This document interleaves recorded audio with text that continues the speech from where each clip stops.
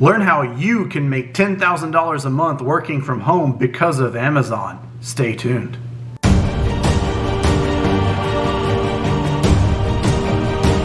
All right, so that opening might have been a little bit of a bluff, but with Amazon's AWS, there is a legitimate way you can make $10,000 or more staying home and just kind of doing your thing there.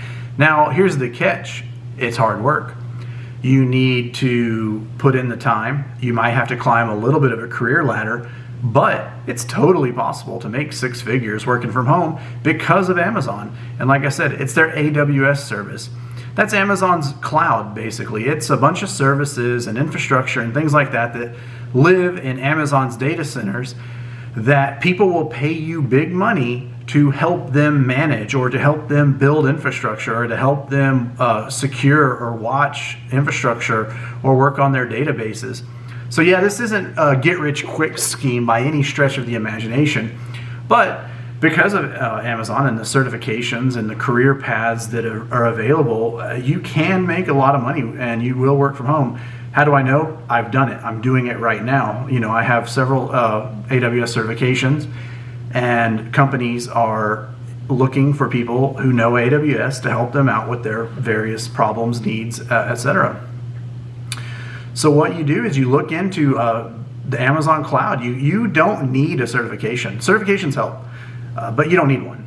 You can, learn AWS. You can master all the different services. I interview all the time because I want to keep my finger on the pulse of the market. I want to keep my options always open. I always have options every direction. And I interviewed with a guy who had never sat for a certification for AWS in his life, but he was an expert. He was a networking expert in particular on AWS, but he was really slick with AWS. And he's making the big money. He's making probably $200,000 a year. So how do you do that? Well, you start studying AWS. There's a ton of resources out there. A Cloud Guru. AWS has their own training resources that you can get.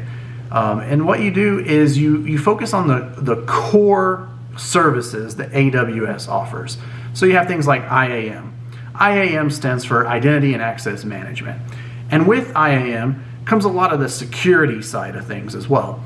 If you learn IAM on AWS, you're gonna know how to make all the pieces fit and work together, and you're going to be in very high demand. As a matter of fact, I would say I've been through hundreds of job interviews. IAM is the one that they will try to get you with the most. That is the one that is in such high demand, and that they can, I guess it's kind of complicated. A lot of people, it's not glorious, so people may kind of look over it. They may look more like, oh, well, I'm more interested in being an architect, so I just need to know all the other services and how to fit those together. If I could give you one piece of advice, master IAM. If you master IAM, you will master Amazon's cloud. I promise you this. Focus on compute. What are all the different compute services? Well, you have their version of Kubernetes that they manage. You have their container service, ECS, and you have their virtual machines, your own private servers in the Amazon cloud. So you don't have to go and dig up an old laptop and plug it into your basement and try to get a public IP address from your internet service provider. You just go on Amazon's cloud, boom, you're done, you're all set. Storage, learn storage. That's another key piece and what you would call kind of their core services. Learn their databases, learn their big data offerings. You can learn all about their networking, so VPCs and subnets, and I'll tell you two of the biggest things are application load balancers and network load balancers, and what's the difference and what's doing what for what business need. You can learn about their Route 53 stuff and how you can use DNS to route things like a load balancer. Learn about their monitoring. These are the core services, and that may sound like a lot at first, but I promise you it's actually not that much. You just got to dive in and get used to it. Like I said, there are probably a ton of training courses. There are probably free ones. Probably Free Code Camp has some stuff. All over YouTube, I'm sure you can find plenty of resources to get you started learning AWS. AWS will let you have a free account. You can do all kinds of stuff on the free tier and never rack up a charge.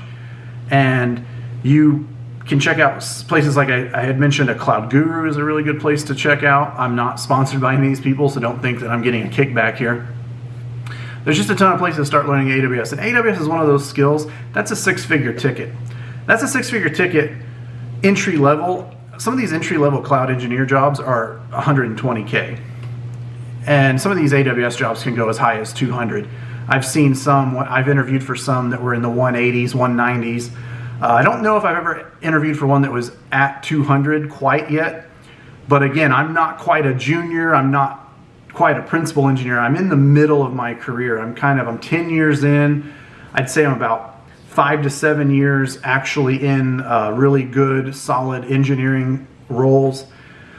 So I'm not quite to that point where you're going to be consistently breaking 200K.